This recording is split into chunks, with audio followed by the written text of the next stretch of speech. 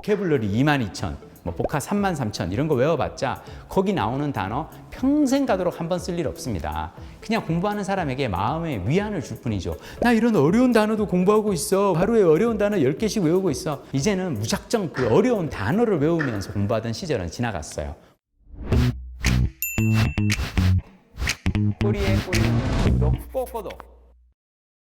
2015년 말에 로봇 시대, 인간의 일이라는 책이 나왔어요. 로봇 시대, 무슨 SF 얘기인가? 사람들은 제목을 보고 고개를 갸웃할 뿐이죠. 몇 달 후 2016년 3월 알파고와 이세돌이 바둑 대결을 펼치고요. 인간 최고수가 인공지능 프로그램에게 패배하는 그런 광경을 보고 사람들이 충격에 빠집니다. 이제 사람들은 실감하죠. 인공지능이 인간의 일자리를 위협하는 시대가 온다는 것을. 순식간에 로봇 시대, 인간의 일은 화제의 책이 되고 고등학교 국어 교과서에까지 실립니다. 자, 여러분, 공부란 미래를 대비하는 일입니다. 알파고가 나온 후 미래를 예측하는 게 무척 어려워졌어요. 공부의 미래에서 저자는 이렇게 말합니다. 미래의 공부는 마치 난리를 만나 피난을 떠나야 하는 상황에서 보찜 꾸리기와 같습니다. 어떤 짐을 지고 미지의 길을 나서야 할까요? 쌀가마니, 집문서, 현금다발, 금부치 한껏 이고지고 피난길을 떠나면 안심할 수 있을까요? 절대 아닙니다.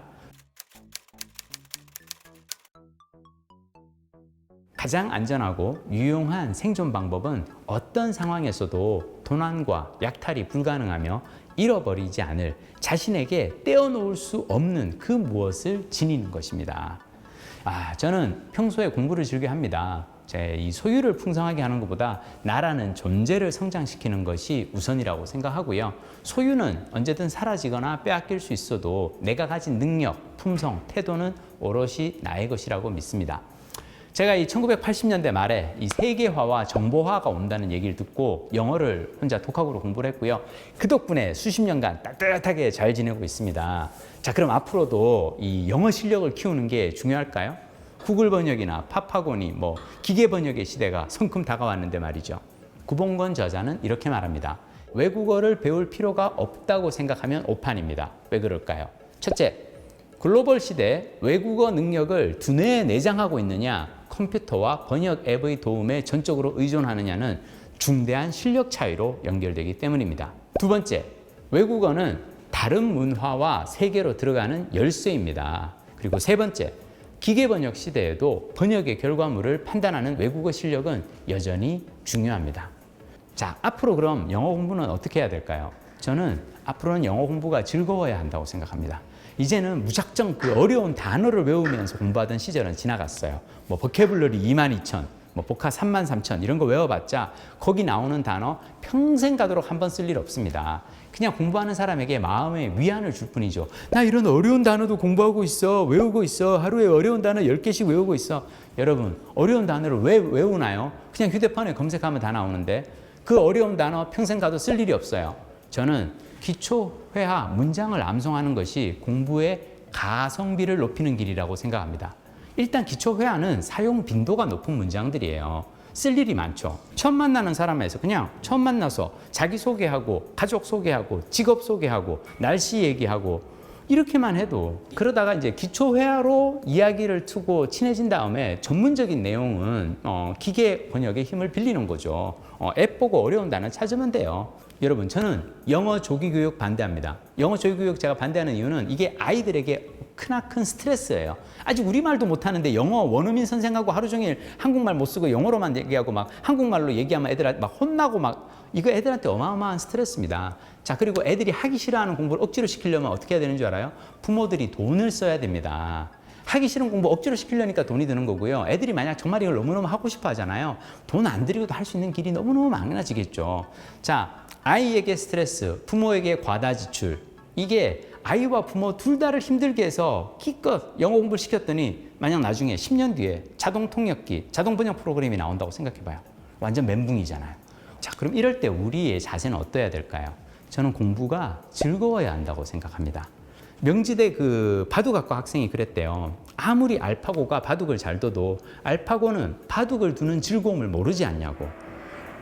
영어도 마찬가지예요. 지금 같은 시대에는 괴롭게 억지로 영어를 시키면 안 됩니다. 공부가 즐거워야 해요. 그래야 오래가고 나중에 영어를 쓸 일이 없어도 후회가 없어요. 적어도 아이는 그냥 영어로 공부하는 그 과정을 즐겼을 테니까요. 자, 그럼 이제 아이의 영어 공부에 어떻게 즐거운 동기부여를 할 것인가? 제가 추천하는 3가지 방법을 소개해 드릴까 합니다. 첫 번째, 영어 그림책 읽기입니다. 저는 아이가 어릴 때 도서관 유아자료실이나 어린이 자료실에 가서 요즘 보면 이 영어 그림책 많습니다. 엄마들이 막 다 주문해서 신청해 놨거든요. 그래서 그 영어 그림책이나 그림 동화를 소리 내어서 읽어줍니다. 자, 그림책의 경우 아이들이 모르는 단어가 나와도 이야기의 흐름을 이해할 수 있고 단어의 뜻을 아이들이 유추할 수가 있어요. 또 이런 그 동화책 읽을 때 핵심 중 하나 뭐냐면 2번, 3번 반복해서 읽어주는 겁니다. 그러니까 하루에 반복하는 게 아니고요. 한번 읽어주고 며칠 뒤에 가서 또 같은 책을 또 읽어주고, 자, 이러다 보면 아이가 영어고 좀 낯선 이 언어긴 하지만 어느 정도 이야기의 흐름을 쫓아갈 수가 있어요. 자, 중요한 거는 이렇게 하다 보면 그림책을 읽어주면 아이가 책이랑 친해지거나 아니면 적어도 영어와 친해질 수 있을 겁니다.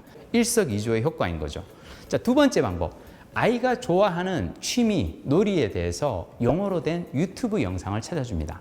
저희 그 늦둥이 둘째 딸 민서의 경우 레고 마니아예요. 레고 진짜 좋아합니다. 얘는 이제 제가 뭘 틀어주느냐, 유튜브에서 레고 관련 영어 영상을 찾아서 보여줘요. 막 레고 언박싱 영상이나 레고를 가지고 막 이렇게 애들이 막 놀면서 이렇게 막 재밌게 막 설명해주는, 레고 설명해주는 이런 그 영상들이 있어요. 보여주면 넋을 놓고 그거를 막 쳐다보고 있습니다. 자, 핵심은 저는 유튜브로 한글 영상은 못 보게 합니다. 한글 영상 볼 시간에는 한글로 된 책을 읽게 하죠. 유튜브를 볼 때는 영어 공부의 어떤 용도로만 허락을 해줍니다.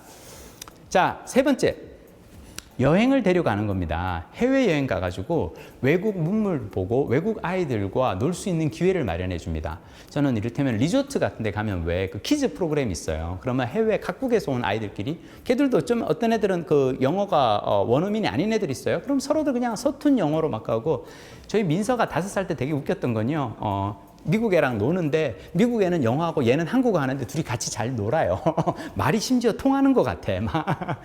자, 중요한 건 영어 공부의 필요성을 느끼게 되는 거죠. 여행을 통해서. 어른들도 그렇잖아요. 왜? 해외여행 한번 갔다 오고 나면 돌아오면서 다들 영어를 공부해야겠어. 영어책 한 거는 외워봤니? 책 어딨지? 막 약간 그 생각 하잖아요. 예.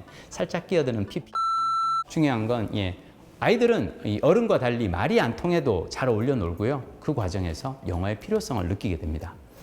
독서, 취미, 여행, 셋 다 즐거운 활동입니다. 제가 공부의 미래를 보면서 느꼈어요. 앞으로는 불확실성이 갈수록 커질 겁니다. 어차피 인생은 운이에요. 보드게임을 즐기듯 미지의 세계를 즐거이 탐험하는 자세를 길러야 합니다. 영어 공부도 즐거운 놀이가 되는 세상을 꿈꿉니다. 자, 여기서 마지막으로 여러분. 저자는 미래에 꼭 필요한 능력 4가지를 이렇게 꼽습니다. 창의성, 비판적 사고력, 자기통제력, 협업 능력. 자, 이 중에 비판적 사고력을 기르기 위해서는 무엇을 해야 할까요? 프랜시스 베이컨은 이렇게 말했대요. 독서는 충만한 사람을 만들고, 토론은 준비된 사람을 만들고, 글쓰기는 정확한 사람을 만든다. 책 읽기, 토론, 글쓰기는 비판적 사고를 키우는 최선의 방법이다라고. 여러분, 아무리 생각해도 아이에게는 영어 실력보다는 책 읽는 습관을 길러주는 게 제일 남는 장사 같습니다.